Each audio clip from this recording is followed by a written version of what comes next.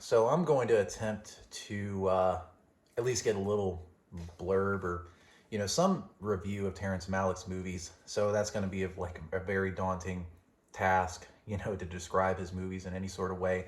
Mostly, Malick's films deal with, transcendence, themes of trying to be at one with the world, I guess, or try to understand something that we're not inherently aware of. Just the films are experiences that speak to other different people. A lot of people call it pretentious. I call it beautiful art, I guess. Just they're all different movies. In comparison, especially his first film, Badlands. Um, so I know that of course it starts out, and this is the Criterion version. Nice little cover art there. It stars Martin Sheen and Sissy Spacek, both as Kit and Holly, and they trek across the Badlands, and of course the name of the film is twofold. Badlands meaning like, of course, the stuff that they trek across, and Badlands meaning that they're completely emotionally stunted because of the poverty in the area that they live in. So, you know, so for Badlands, it's a cool little start. He made the film 1973 at Warner Brothers, and it was a problematic production. Apparently, people walked off the set. They said, "How could you?" I don't know, but it was a pretty hard film to make, apparently. And the movie itself, I can appreciate, and it deals with well, for me, the three movies that he made: this, Days of Heaven, The Thin Red Line.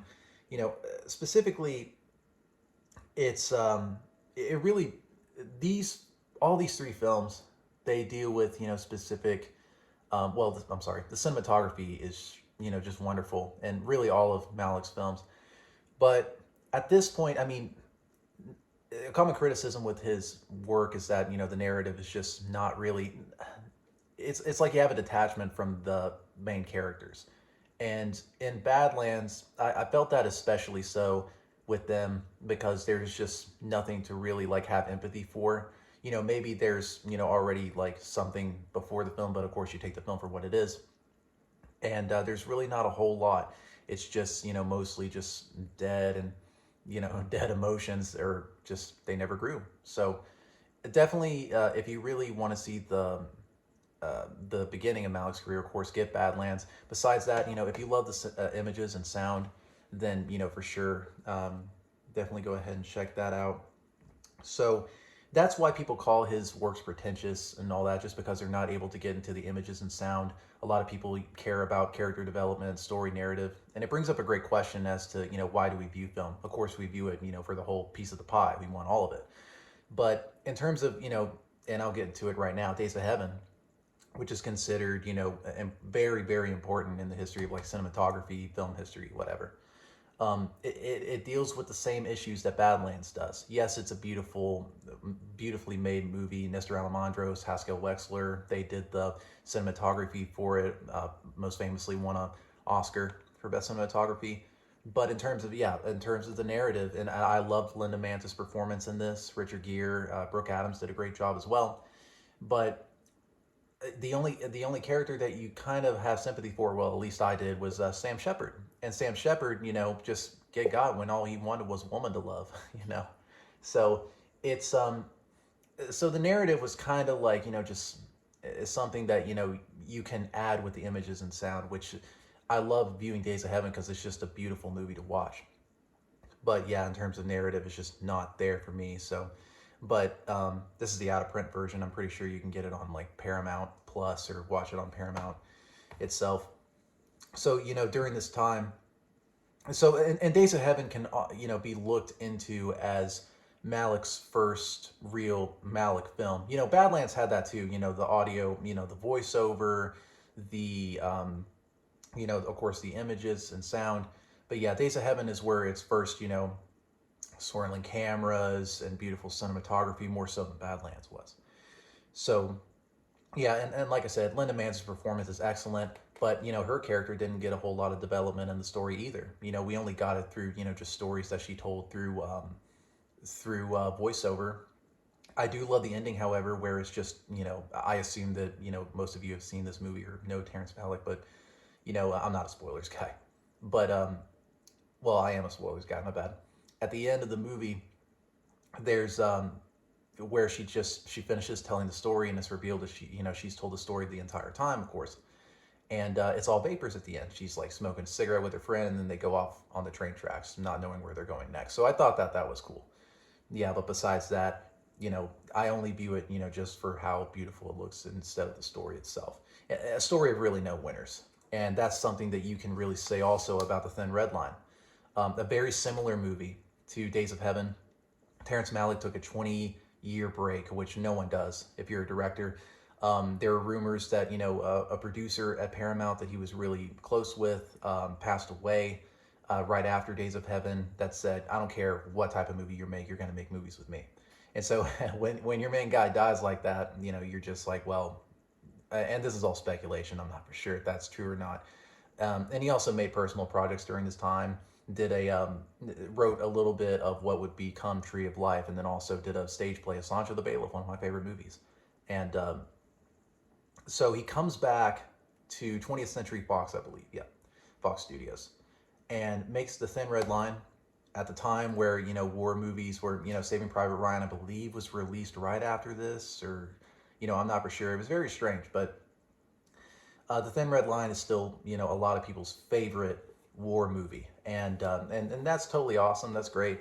Yeah, but again, suffers from the same issues as Days of Heaven. Beautiful cinematography, but and oh yeah, this time, excuse me, the audio narrative, well, the audio voiceover narration, instead of just one singular person, like Holly and Linda Manz's character, this is multiple people. And I think that this was primarily done because there were so many actors that wanted to be involved because they knew that Terrence Malick was coming back, that they decided, we'll work for free. I know Sean Penn said, oh, I'll work for free. I don't care. Or, just tell me where to shut up. Dude, this had Adrian Brody, I think John C. Riley, just too many numerous ones to count. You could see it. George Clooney was in there as well. Yeah, Adrian Brody got cut out of the movie. George Clooney did. And going back to Days of Heaven, and I forgot to mention this as well. Terrence Malick decided, and Richard Gere mentioned this as well in the Criterion version as well, that this guy would literally record a whole entire film, right, with dialogue, going back and forth, and maybe the narrative would have been a little bit better. But with that being said, he would cut out most of the dialogue that these actors had recorded with him and had filmed. So a lot of tension there, a lot of ego, and Adrian Brody most famously went to the premiere, saw it, he wasn't on there. He wasn't on the screen except for like the last few moments of the movie. So definitely, an auteur, he knows what he wants to do, but kind of wastes everybody's time, so people get irritated, right? But The Thin Red Line, also suffers from just a narrative that, this is personal with me, but, I cannot stand the look of Jim Caviezel. He just seems like just a lobotomized zombie that's just like hanging out with the locals there, doesn't want to fight in the war, So, and it really is just an anti-war movie, and then Sean Penn's in it, like, it really is sort of the closest to a main character besides Jim Caviezel. But it's an okay war movie, and I will say, you can view all these movies on Criterion and buy them from them. But yeah, again, kind of lacks the focus in the narrative aspect. I know that the closest would be where the soldiers, he gets cheated on by the wife and sends him a Dear John letter, I believe. And that was just, that was the closest that you would get. And then also Elias, I forget his last name, but he's a Greek actor. He holds back his regiment and troops while Nick Nolte's like, well, what are you doing? That's the only closest thing that you can do as far as like, specific narrative goes. And I think it affects The Thin Red Line more than any of the previous two films, and probably my least favorite Malick film that I've watched, to be quite honest. So then, oh yeah, also John Travolta was in there too and got a voiceover. So, not saying John Travolta's a bad actor, but it was just very strange. So then, 6 years pass. He decides, you know what? I'm going to make the New World because I've been writing this since 1970. So the New World is where finally Terrence Malick does get it together. He does get the, He does get the story, he does get the narrative, he gets all the cinematography, all the good stuff, all the everything. This is a really good movie. I love the New World. It's great. Colin Farrell's great in it. Um, I'm sorry, I can't pronounce her first name, but Kilcher in the movie is incredible. The best actress in a Terrence Malick movie, in my opinion. Sorry, well, Jessica Chastain's also 1B, but incredible, incredible movie. It's, yeah, transcendence, the ideas of, being one with the world, you know. Um, and love, violence, all of it, is in this movie, and it's absolutely wonderful. Criterion went all out, extended edition, theatrical edition, first cut. So it's just someone at Criterion loved the New World a lot, just like I did, and I'm really glad I got it. So yeah, an absolutely wonderful movie about the story of Pocahontas, and definitely go ahead and check that out whenever you can. And of his first, I believe his first collaboration with Emmanuel Lubezki, who did Y Tu Mama Tambien, and did other movies as well before then. The Cat in the Hat. No, yeah, he did do The Cat in the Hat, didn't he? Well, The New World itself is a really, really awesome movie. So I'm gonna say that for the fifth time, and it's a simple story. I think the best, scenes in it, the best part really, and the reason why I think it's my favorite is because the narrative is the most complete that I've seen in a Malick movie. Now, I have not watched To the Wonder, Knight of Cups, his later films, A Hidden Life, I think. And, that could be completely different. But the New World is like the closest where I've seen, you see Pocahontas's rise, fall, and rise again. And that is like the closest that you're going to get to a narrative like in a Malick film. And it's a very wonderful movie, and so definitely check that out. So we don't know much of Terrence Malick's life. Obviously, he's not. He's very protective. He doesn't like to talk about his movies and such, which is understandable. I mean, how can you describe your own movie? Especially like movies of beautiful shots, and it's just not describable for someone to just ask you like, what's your movie about? It's very hard. So so we don't know much about, but so I'll preface that by saying that we really don't know much about Terrence Malick's life, but the things that we can kind of gather up is that he had once two brothers, and both of them passed away before the making of the Tree of Life. And I think that it may have like went in hand, and most people consider the Tree of Life Terrence Malick's masterpiece, and with good reason. It's beautiful in image, sound, closest to a spiritual experience that you can get as far as being with this director.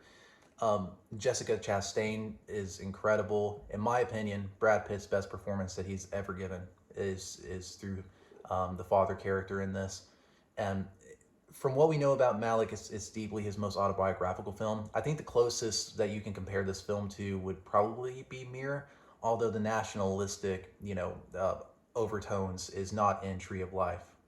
So it's more of like a historical slice of life, coupled with really, just horrible and beautiful things that happen in life as well. So really the story is about just a man just reflecting on his life and what has come since then, and how he comes to reckon with that, and how he comes to sort of heal from that in a way. So the Tree of Life, really out of all of Malick's films, is maybe his most beautiful whenever it comes to images and sound. But the reason why I don't think that it's as great as The New World is because of just one scene, and then that's the dinosaur scene. And I know like it's supposed to nature versus grace, right? He gives his thesis at the beginning of the movie. One must know one must either live through nature, or one must live through grace, right? Something, I don't believe that's verbatim, but anyway, with that, it's like hitting the nail on the head twice. You already done it once, and I feel the only reason why that he put that scene in there was that juxtaposed to a later scene where the boy is getting manhandled by his father character in the same sort of situation as the dinosaurs at the beginning. And the boy says, you know, you would like to kill me, wouldn't you? So that would play into this nature versus grace type of argument, or at least showing the father, you know, what nature is, or what, you know, or just reminding him of that fact. So that's the only way I can reckon him putting that scene in there. And I feel that the first part of the film itself, you know, with the special effects, I don't think uh, I don't think it's really hard to say because the images are moving as well, but it doesn't really. It's like the narrative is totally separated from the beginning parts of the film. I know that, you know, that the woman at the beginning, I believe is Chastain's character, says, "Where were you? What were you doing?" And then it's the creation of the world, you know. But that may be a little bit too loose from the narrative that was being trying to convey here. I believe that if this was just the story about the boy and about the life that he led, then it would be Terrence Malick's best film, no doubt about it. I just think that at the beginning, because the it's already epic in scope, but it didn't really have to be epic in that sort of sense where it had to like go to the cosmos and have the beginning of life, and I didn't think it required that. Now you could say that, well, you know, you can like the images and such like that, but you know, like I said, piece of the pie. Well, whole piece of the pie, right? Whole pie chart, pie graph. You have to have everything: images, sound, you know, plot, and all that. And I feel like the first 15 minutes of this movie, maybe like 10-15 minutes, was just nothing. And I viewed the theatrical version, and it still has those same problems for me. So if you like A Tree of Life, and I would recommend Tree of Life as well, because the latter half of this movie is absolutely beautiful, and it's probably the best, is some of the best that Terrence Malick has done. But in terms of like a whole, you know, the whole scope itself, you know, I think it fails like the first like 15-25 minutes. But besides that, it's a totally, you know, wonderful film about life, you know how you can pretty much rectify like your early existence with what you are now, possibly maybe transcendence, I'm not for sure. But it's a beautiful movie nonetheless. And with all these three movies, there's also the production issues of, you know, just cutting people out. Sean Penn, you know, bitched about it, and Tree of Life, Christopher Plummer bitched about it, and The New World. Colin Farrell had to go on the Criterion Extra and be all like, I didn't say, you know, it's okay, Terry, I didn't mean it, you know. I thought that was pretty funny. But yeah, but that's pretty much all of Terrence Malick's stuff. Definite recommend on both The New World and The Tree of Life, which are wonderful movies. The first three movies he did, you know, you can have time with that, especially Days of Heaven, which I think is, of course, very important in terms of cinematography and image. But New World and Tree of Life are definitely the ones to get. And you know, I'll make another video on his latter filmography whenever I do get the chance. But thank you guys for listening, hearing, watching, whatever you do. Be sure to click like, subscribe. You know, that same old script. So thank you.